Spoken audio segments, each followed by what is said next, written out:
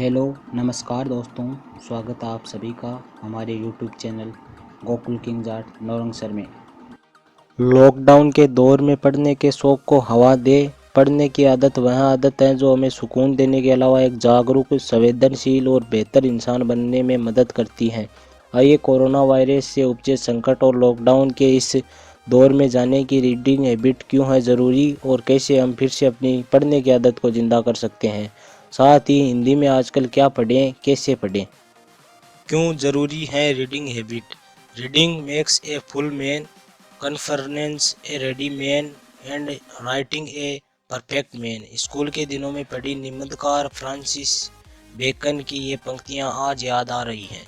सचमुच पढ़ने की आदत हमें जागरूक, समझदार और संपूर्ण व्यक्ति बनाती हैं। वैसे भी फेक न्यूज़ और व्हाट्सएप के जरिए अधकचरा ज्ञान प्राप्त करने से कहीं बेहतर है प्रमाणिक और स्तरीय किताबों, अखबारों, पत्रिकाओं को अपनी ज्ञान का जरिया बनाएं।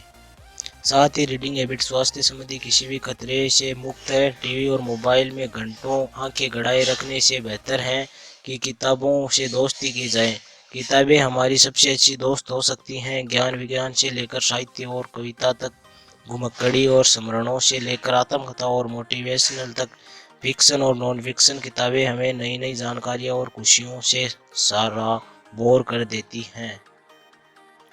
लॉकडाउन और पढ़ने का शौक। किसने सोचा था कि दुनिया एक वायरस के आगे बेबस होकर घर में कैद हो जाएगी।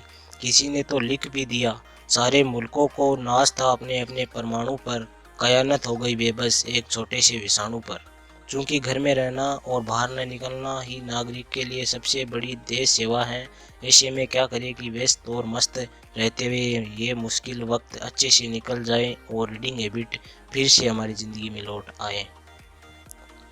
रीडिंग की ओर कैसे लौटें। अपनी फील्ड में बेहतरी के लिए आपको कुछ विषय संबंधी किताबें पढ़नी होती हैं, पर इनसे अलग भी कुछ और पढ़ते पढ़ते न केवल नई जानकारियों और ज्ञान से रूबरू होने का मौका मिलता है, बल्कि भाषा पर पकड़ भी बहुत मजबूत होती है।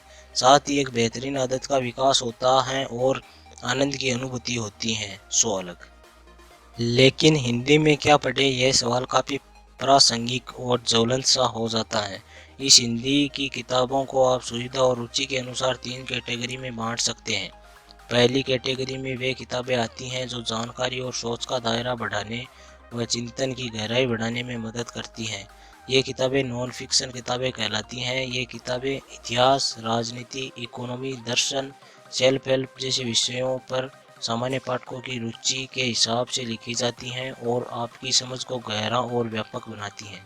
ये किताबों में अमर्त्य सेन, रामचंद्र गुहा, गुरुचरण दास, जयाद्रेजे, रजनी कोठारी, शशि थरूर, प्रताप भानु मेहता, विपिन चंद्रा, सुनील खलनानी जैसे मशहूर लेखकों की किताबें शामिल हो सकती हैं। ज़्यादातर किताबों में हिंदी अनुवाद वेबसाइट पर उपलब्ध हैं। दूसरी किताबें हैं सदाबहार साहित्य किताबें या फिक्शन किताबें, जैसे प्रेमचंद, चंद्रधर शर्मा गुलेरी, मोहन राकेश, धर्मवीर भारती, फणीश्वर नाथ रेणु, श्रीलाल शुक्ल, अमरकांत, हरिशरण परसाई, शरद जोशी, काशीनाथ सिंह, उदय प्रकाश आदि के उपन्यास, कहानियाँ, नाटक और व्यंग्य। अगर आप कविताओं में दिलचस्पी रखते हैं तो निराला, प्रसाद महादेवी, पंत दिनकर, मुक्तिबोध, अघे, नागार्जुन की कविताओं से लेकर दुष्यंत कुमार, निदा फाजली, जावेद अख्तर और गुलजार की गज़लें, नज़में आपका इंतज़ार कर रही हैं। इंटरनेट पर पढ़ने के लिए कविता कोश और गद्य कोश का सहारा ले सकते हैं। तीसरी तरह की किताबें नए मिजाज की किताबें हैं। ये हैं युवाओं द्वारा लिखा गया, युवाओं पर केंद्रित नया और ताजगी भरा साहित्य जो नई वाली हिंदी में युवा लेखकों द्वारा लिखा गया है। यह ज़्यादातर कहानियाँ, नोवेल या ट्रेवलोग हैं। मिसाल के तौर पर नीलोत्पल मृणाल की डार्क हॉर्स, दिव्य प्रकाश दुबे की मसाला चाय, सत्य व्यास की दिल्ली दरबार, पंकज दुबे की लूजर कहीं का, ललित कुमार की विटामिन जिंदगी, अनुराधा बेनीवाल की आज़ादी मेरा ब्रांड, नवीन चौधरी की जनता स्टोर, शशांक भारतीय की देहाती लड़के, कुलदीप राघव की इश्क मुबारक, गौरव सोलंकी की 11वीं ए के लड़के, भगवंत अनमोल की बाली उम्र जैसी नई किताबें शामिल हैं। इस तरह के नए किस्म के साहित्य के भीतर अंग्रेजी के लोकप्रिय लेखकों चेतन भगत, अमीश त्रिपाठी, अश्विन सांगी, आनंद नीलकंठन, क्रिस्टोफर सी डायल की लोकप्रिय किताबों के हिंदी अनुवाद भी शामिल किए जा सकते हैं। दोस्तों, वीडियो अच्छा लगा है तो लाइक कीजिए, शेयर कीजिए, कमेंट करके बताएं तथा हमारे चैनल को सब्सक्राइब कीजिए और बेल आइकॉन को भी दबाएं। धन्यवाद दोस्तों। जय हिंद, जय भारत।